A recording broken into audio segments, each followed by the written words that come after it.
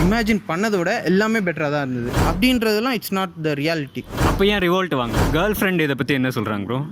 இதெல்லாம் ஃபியூச்சரில் ஆட் பண்ணுறேன்னு. இப்போது இதோட ரெஜிஸ்ட்ரேஷன் உங்களுக்கு எப்படி நடந்தது? ஒன்லைனில் சொல்ல முடியுமா? ஆர் ஃபுல்லாகவே டிஜிட்டலாக? ஸோ அவர் வந்துட்டு என்ன பண்ணார் அப்படின்னா, நான் ஓலா சைட்லேருந்து கால் பண்ணுறேன், எனக்கு வந்துட்டு உங்களோட pan card, Aadhaar card and வந்துட்டு இது டிரைவிங் லைசன்ஸ் மூணுத்தை வந்துட்டு ஃபோட்டோ எடுத்து அனுப்புங்க. அனுப்பினோடனே ஒருத்தர் இருந்தார் தேர்ட், அவர் வந்துட்டு லிட்டரலாக சொன்னாங்க, அவர் அங்கே ஒரு உங்களுக்கு வந்துட்டு ஒரு 775 வந்துட்டு மிஸ் மேட்ச் ஆயிருக்கு, அது வந்துட்டு நாங்கள் ரீஃபண்ட் பண்ணிடுறோம் சார். டோட்டலாக உங்களுக்கு வந்து எவ்வளோ ஆச்சு total for the first time in Chennai?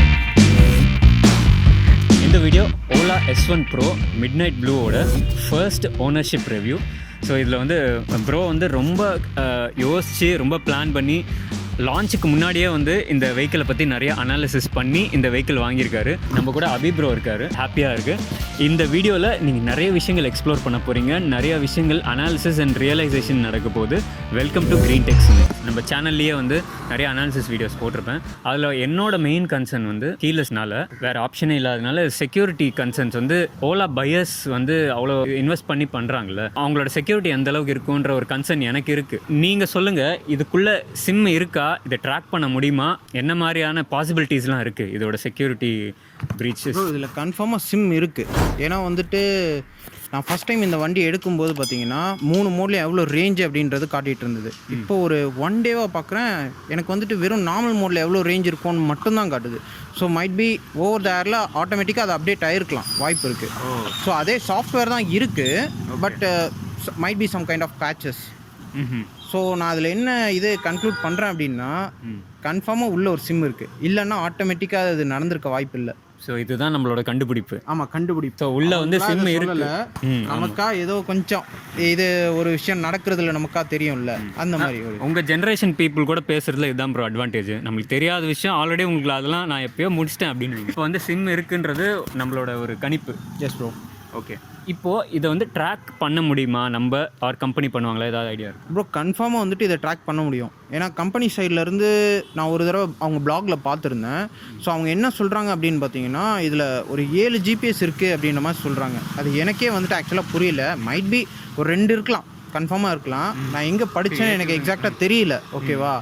அவங்க வந்துட்டு என்ன சொல்லுவாங்க, அந்த பிளாகில் வந்துட்டு பர்டிகுலராக என்ன எழுதியிருந்தது அப்படின்னு பார்த்தீங்கன்னா, ஸோ இதை வந்துட்டு யாராவது இல்லீகலாக எடுக்க இது ட்ரை பண்ணுறாங்க, இதில் அந்த டேஷு கீழே மட்டும்தான் GPS இருக்குன்ற மாதிரி நமக்கு ஒரு ப்ரீ மைண்ட் செட் இருக்குல்ல. ஸோ அதனால் அவங்க என்ன சொல்கிறாங்க அப்படின்னா, ஒரு வேளை அதே குவாலிட்டி இது பண்ணாலும் still we have many tracking devices அப்படின்ற மாதிரி சொல்கிறாங்க.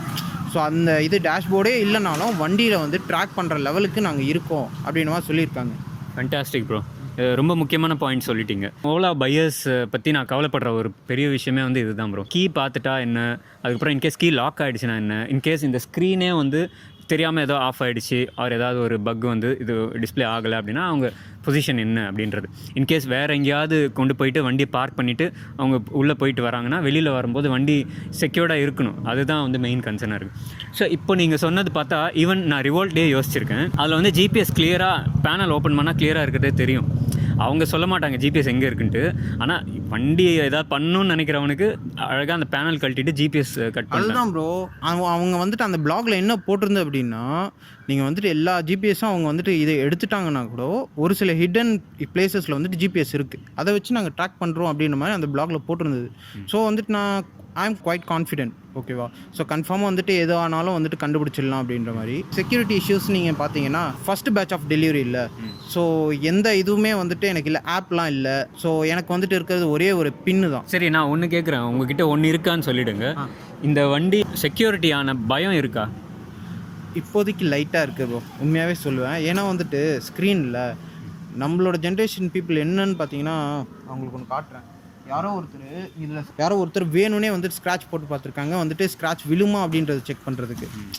ஏன்னா வந்துட்டு பிளாஸ்டிக் மேயா இல்லை மெட்டலா என்னன்னு சொல்லிட்டு. ஸோ ஒரு பப்ளிக் பிளேஸில் நீங்கள் விடுறீங்க அப்படின்னா வந்துட்டு இப்போதைக்கு வந்துட்டு கொஞ்சம் டேஞ்சர் தான். ஏன்னா ஸ்க்ரீன்லாம் வேறு இருக்குது. இது ஓகே, திஸ் இஸ் ஃபைன். அதை ஏதாவது பண்ணிட்டாங்கன்னா கொஞ்சம் பிரச்சனை நமக்கு. ஓகே ப்ரோ, இப்போ இதில் வந்து டேம்பர் அலர்ட் இப்போதைக்கு ஆக்டிவேட் பண்ண முடியுமா? இப்போதைக்கு பண்ண முடியல ப்ரோ. இப்போதைக்கு 5 டைம் வந்துட்டு ராங் பாஸ்வேர்ட் போட்டாங்கன்னா வண்டி லாக் ஆயிரும்னு நினைக்கிறேன். நான் இப்போதைக்கு அதை ட்ரை பண்ணல. ஒரு தடவை நான் வந்து ராங் பின் போட்டிருக்கேன். ஸோ 4 more attempts அப்படின்னு ஆண்ட்ராய்டில் வர மாதிரியே காட்டியிருக்கு. ஸோ அது எப்படி ஒர்க் ஆகுதுன்னு எனக்கு தெரியல. ஒருவேளை அந்த ஆப் வந்ததுன்னா நமக்கு ஒரு கிளியர் பிக்சர் கிடைச்சிரும். ஓகே, நீங்கள் வந்து நிறைய அனாலிசிஸ் பண்ணியிருக்கீங்கன்றதுனால நிறைய வாட்ச் பண்ண நம்ம வியூவர்ஸ்க்கு வந்து ஓலாவை எப்படி செக்யூர்டாக வச்சுக்கிறதுன்றது ஒரு 2-3 டிப்ஸ் மாதிரி கொடுத்துருங்க. இப்போ ஏதாவது ஒரு பப்ளிக் பிளேஸ் போகிறீங்க அப்படின்னா வந்துட்டு நல்ல ஒரு கன்ஜஸ்டடான இடத்துல வந்துட்டு பைக்கை வந்து பார்க் பண்ணாதீங்க. எப்போவுமே வந்துட்டு பார்க் பண்ணாதீங்க. அந்த மாதிரி கன்ஜஸ்டடாக இருக்கிற இடத்துல பார்க் பண்ணாதீங்க. கன்ஃபார்மாக வந்து ஸ்க்ராச்சஸ் நிறைய போட்டுருவாங்க. பப்ளிக் நிறைய இருக்கிற இடத்துல விழுறதுக்கான வாய்ப்பு ரொம்ப அதிகம். இது மட்டும் இல்லாமல் எப்போவுமே உங்கள் கண்ணு முன்னாடியே வண்டியை வச்சுக்கோங்க இப்போதைக்கு. ஏன்னா வந்துட்டு மக்கள் கொஞ்சம் ஆர்வத்தில் இருக்காங்க. இந்த மாதிரி ஒரு விஷயம் வரும்போது அவங்க எல்லாத்தையும் பார்க்கணும், இது பண்ணணும் அப்படின்ற மாதிரி கொஞ்சம் ட்ரை பண்ணுறாங்க. வேறு வண்டி வேறு வண்டி சேஃபாக இருக்கிறதுக்கு ப்ரோ இப்போதைக்கு வண்டி திருட்டு போகும் அப்படின்ற பயம் எனக்கு கொஞ்சம் கூட இல்லை. பட் ஆனால் வண்டி டேமேஜ் ஆயிருமோன்னு தான் எனக்கு கொஞ்சம் பயமாக இருக்குது. ஏன்னா இன்னும் கமர்ஷியலாக வரல. ஸோ எல்லாருமே வந்துட்டு எப்படி இருக்குன்னு பார்க்கணும், உட்காந்து பார்க்கணும், கம்ஃபர்டபுளாக இருக்கணும்னு பார்க்கணும் அப்படின்னு கொஞ்சம் ட்ரை பண்ணுறாங்க. கம்பெனி வந்துட்டு கொஞ்சம் டெமோ வண்டியெல்லாம் வந்துட்டு கொஞ்சம் வச்சுருந்தாங்கன்னா ஈஸியாக இருந்திருக்கும். இப்போது இல்லாததுனால வந்துட்டு ஒரு டெலிவரி ஆன வண்டியை வந்துட்டு அப்படியே பார்க்குற மாதிரி ரொம்ப க்யூரியஸாக இருக்காங்க. ரொம்ப க்யூரியஸாக இருக்காங்க. ஸோ அதனால் நம்ம வண்டி கொஞ்சம் டேமேஜ் ஆகுது. பாஸ்கோட் மட்டும்தான் யூஸ் பண்ணுறோம்ல. ஆமாம், இப்போதைக்கு அது மட்டும் தான் எனேபிள் பண்ணியிருக்காங்க. ஸோ அது எந்த அளவுக்கு இப்போது ஆல்ரெடி எல்லா வீடியோலையும் சொன்ன மாதிரி யாராவது பார்த்துட்டு அதை போட்டு வண்டி எடுத்துகிட்டு போயிட்டாங்கன்னா அந்த விஷயத்தை நீங்கள் எப்படி பார்க்குறீங்க? ப்ரோ ஆக்சுவலாக ஏடிஎம் பின் எப்படி போடுறீங்களோ சேம் டு சேம் கான்செப்டை நீங்கள் இதுங்கேயும் அப்ளை பண்ணிங்கன்னா உங்களுக்கு ஈஸியாக இருக்க போகுது. யாருமே வந்து எட்டி பார்க்கல அப்படின்றத ஃபஸ்ட்டு நான் கன்ஃபார்ம் பண்ணிக்கிறேன். ஸோ பார்த்துட்டு ஒருவேளை அப்படி இருக்காங்க அப்படின்னா அவங்களுக்கு தெரியாத லெவலுக்கு நான் வந்து கை வச்சு மறைச்சிக்கிறதோ இல்லை வேறு ஏதாவதோ இப்போதைக்கு நான் பண்ணிகிட்ருக்கேன். ஓகே, இப்போ ஆப் வர வரைக்கும் தான் எனக்கு அந்த சுச்சுவேஷன். ஒருவேளை ஆப் வந்துருச்சு அப்படின்னா ஹாய் பவேஷ் பாய் பவேஷ் மாதிரி தான். அண்டு எவனாவது வந்து கொண்டு போனால் கூட நீங்கள் ஜாலியாக இங்கே நின்று பார்க்கலாம். வந்து அப்படியே பார்த்துட்டு வண்டி எடுத்துகிட்டு வரானா ஆஃபு, என்ன தம்பி வண்டி எடுத்துகிட்டு போனியா, என்கிட்ட தான்ப்பா ரிமோட் கண்ட்ரோல் இருக்கு அப்படின்னு நம்ம போய் பேசலாம். அந்த மாதிரி பண்ணலாம். சூப்பராக அவன் சாரிண்ணா அப்படின்னு சொல்லிட்டு போகிற அளவுக்கு பண்ணலாம். அதாவது ஒரு 3 to 4 டேஸ்க்கு ஒன்ஸ் வந்துட்டு நான் பாஸ்வேர்ட் சேஞ்ச் பண்ணுறேன். இதை வந்துட்டு நான் எல்லாருக்கும் ரெக்கமெண்ட் பண்ணுவேன். பட் ஆனால் ஒரு சில பேருக்கு பாஸ்வேர்ட் கன்ஃபார்ம் மைண்டில் நிற்காது. அந்த மாதிரி ஆளுங்களுக்கு இப்போதைக்கு நான் ரெக்கமெண்ட் பண்ண மாட்டேன். ஏன்னா வந்துட்டு அவங்களே சேஞ்ச் பண்ணிவிட்டு கடைசியில் அவங்களே மறந்துடுவாங்க. அப்புறமா என்ன பண்ணுற மாதிரி இருக்கும், கால் சென்டர் கால் பண்ணிட்டு அவங்களுக்கு பேசிவிட்டு ஒரு 3-4 ஹவர்ஸ் நீங்கள் வந்துட்டு வண்டி பக்கத்துலேயே நின்றுட்டு இருக்க மாதிரி ஆகிருப்போகுது. ஸோ அதனால் அந்த மாதிரி வேணாம். பேட் மெமரிஸ் இருந்ததுன்னா மாற்ற வேணாம். இது அதே மாதிரி ஒரு சில பேர் பேட் மெமரிஸ் இருக்கிறவங்க என்ன பண்ணுவாங்க அப்படின்னு பார்த்தீங்கன்னா அந்த ஃபோன் நம்பரோட ஃபஸ்ட்டு 6 டிஜிட்ஸ் தான் வைப்பாங்க. ஓகேவா, நீங்களே சொல்லி கொடுத்த மாதிரி ஆச்சு. அந்த மாதிரி வைக்காதீங்கன்றாரு. ஆமாம், அந்த மாதிரி நான் வைக்காதீங்க அப்படின்றேன். ஸோ அதுக்காக தான் நான் வந்துட்டு இதை பர்டிகுலராக சொல்கிறேன். உங்களோட டேட் ஆஃப் பர்த் வைக்காதீங்க. ப்ளஸ் வந்துட்டு ஏதாவது ஒரு இம்பார்ட்டன்ட் டேட்டை வைக்காதீங்க. எல்லாருக்கும் தெரிகிற மாதிரி இருக்கிற விஷயத்தை வைக்கவே வைக்காதீங்க. ஸோ உங்களுக்கு மட்டும் ஏதாவது ஒரு டிஃப்ரெண்ட்டான ஒரு நம்பரை வந்து வச்சுக்கோங்க. ஸோ அது வந்துட்டு ஈஸியாக இருக்கும். Okay, super. நம்ம நார்மல் ஸ்கூட்டர்ஸில் வந்து பிரேக் கொஞ்சம் லூஸ் ஆகிடுச்சுன்னா நம்ம திரும்ப மெக்கானிக் கிட்ட போய்ட்டு டைட் பண்ணிப்போம். அந்த மாதிரி சின்ன ஒர்க்ஸ் எல்லாமே நடக்கும். இதில் சர்வீஸ் ப்ரோட்டோக்கால் என்ன ப்ரோ? இதில் சர்வீஸ் ப்ரோட்டோக்கால் அப்படின்னு பார்த்தீங்கன்னா எதுவாக இருந்தாலும் வீட்டுக்கு அவங்களே வந்துடுறாங்க.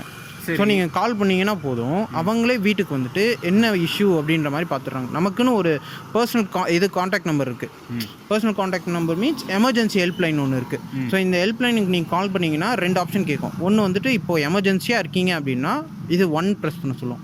ஸோ 1 வந்துட்டு நம்ம ப்ரெஸ் பண்ணோம்னா இமீடியட்டாக வந்துட்டு ஒரு ரோடு அசிஸ்டன்ஸ் கிடைக்கும். எங்கேயாவது ரோட்டில் நிற்கிறீங்க, அங்கே ஏதாவது இஷ்யூ அப்படின்னா 24/7 இப்போதைக்கு அப்படி சொல்லியிருக்காங்க. ஸோ அடுத்தது வந்துட்டு பார்த்தீங்கன்னா இது 2 ப்ளஸ் 2 வந்துட்டு பண்ணிங்கன்னா ஏதாவது வண்டியில் ஏதாவது சர்வீஸ்க்கு இஷ்யூஸ் ஏதாவது இருக்குது அப்படின்னா வீட்டுக்கே வந்து பண்ணி கொடுத்துருவாங்க. அது கூட வந்துட்டு 1 டேக்குள்ளேயே வந்து பண்ணி கொடுத்துருவாங்க. ஓகே, எவ்ரி ஓலா ஓனருக்கு ஒரு சாம்பியன் வந்து அசைன் பண்ணி கொடுப்பாங்க அப்படின்னு சொன்னாங்க. ஆமாம் ப்ரோ. ஆக்சுவலாக வந்துட்டு எப்படின்னா அன்றைக்கி அந்த 40 பீப்புள் வந்துட்டு டெலிவரிக்கு நின்றாங்கன்னு சொல்லியிருந்தேன்ல. ஸோ எல்லாருக்குமே வந்துட்டு இண்டிவிஜுவலாக ஒவ்வொரு சாம்பியன்ஸ் கொடுத்துருக்காங்க. 40 பேருக்குமே 40 சாம்பியன்ஸ். ஸோ இது வண்டியை பற்றி ஏதாவது டவுட்டு இல்லை ஏதாவது ஒரு குவெரிஸ் நீங்கள் எதுவாக இருந்தாலும் அவங்களுக்கு வந்துட்டு நீங்கள் இது கால் பண்ணலாம். அவங்க ரொம்ப ஈஸியாக அசஸபிளாக இருப்பாங்க. எந்த டைம் கால் பண்ணாலும் ஃபோன் எடுப்பாங்க. இப்போது ஃபஸ்ட் டேலாம் பார்த்தீங்கன்னு நினச்சிக்கோங்களேன், நான் நைட் ஒரு 10-11 மணிக்கெலாம் கூட கால் பண்ணேன். ஏன்னா வந்துட்டு எனக்கு அப்போது வண்டி பற்றி ஃபுல்லாக தெரியல. ஸோ அவங்களுக்கு எல்லாமே தெரியுது. ஸோ அவங்க வந்துட்டு ஓவர் த காலில் ஈஸியாக நமக்கு அசிஸ்ட் பண்ணுறாங்க. ஓகே, ஸோ இவங்க வந்து ஒன்லி ஃபோனா இல்லை அவங்களே ஸ்ட்ரைட்டாக கூட வருவாங்களா? அந்த ரிப்பேர் பண்ணுறவங்களும் இவங்களும் டிஃப்ரெண்ட் ப்ரோ. ரிப்பேர் பண்ணுறவங்க வந்துட்டு டெக்னீஷியன்ஸ், அவங்க வேறு.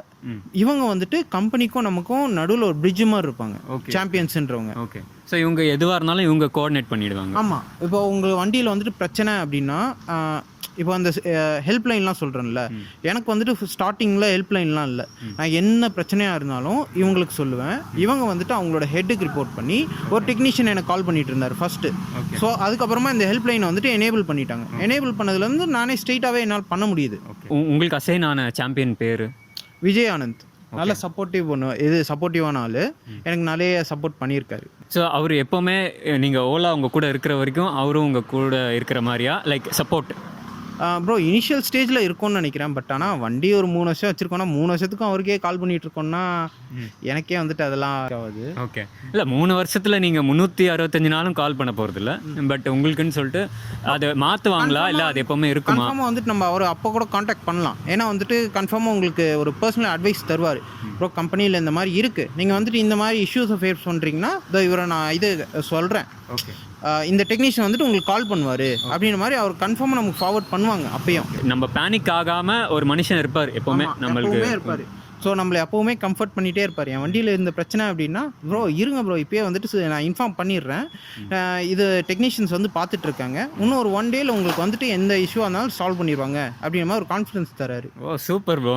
இதுக்குன்ட்டே ஒரு ஆள் இருக்கார்ல, லைக் நம்மளை வந்து அந்த சிச்சுவேஷனை வந்து அதை ஈஸ் பண்ணுறதுக்காகவே. ஆமாம், ஈஸ் பண்ணுறதுக்காகவே நம்மள அப்படியே ஒரு விஐபி மாதிரியே ஃபீல் பண்ண வைக்கிறாங்க. கஸ்டமர் கேர் பொறுத்த வரைக்கும் கஸ்டமர் கேர்னா இந்த ஹெல்ப்லைன் இல்லை, நம்ம விஐபி தானே ப்ரோ, அப்படியே வச்சுக்கலாம். ஓலா வண்டி வச்சுருந்தாலும் நம்ம விஐபி தான். இப்போ நீங்கள் வந்தீங்க ஒரு 4 பேர் நம்மளை சுற்றி ஆட்டோகிராஃப் கேட்குற ரேஞ்சுக்கு. இது கன்ஃபார்ம் ப்ரோ. நான் வண்டி எடுத்ததுலேருந்து இப்போ வரைக்கும் பார்த்தீங்கன்னா அவன் இது ஒரு 10 லட்ச ரூபாய் சூப்பர் பைக்ஸ்லாம் கூட வருவாங்க.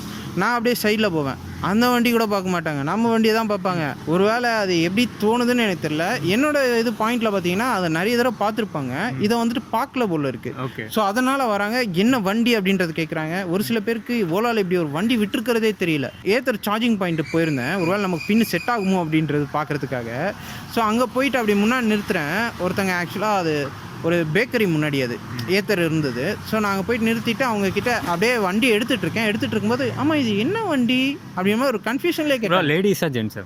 லேடிஸ் தான். ஃபீல்ட் அப்டேட்ஸ் பார்த்துருப்பாங்களான்னு தெரியும். பட் ஆனால் என்ன வண்டி இது அப்படின்ற மாதிரி சொன்னேன். ஓலா அப்படின்னு. ஓலாவா? அவங்க ரியாக்ஷனே அப்படியே ஒரு மாதிரியா இருந்தது. ஓலானா எல்லாருக்கும் வந்துட்டு கேபு ஆட்டோ இந்த மாதிரி தான் வந்துட்டு இது இருக்குது. உங்ககிட்ட கேட்டாங்களா நீங்கள் எங்கள் வீட்டில் ட்ராப் பண்ணுவீங்களா அப்படின்ட்டுலாம்?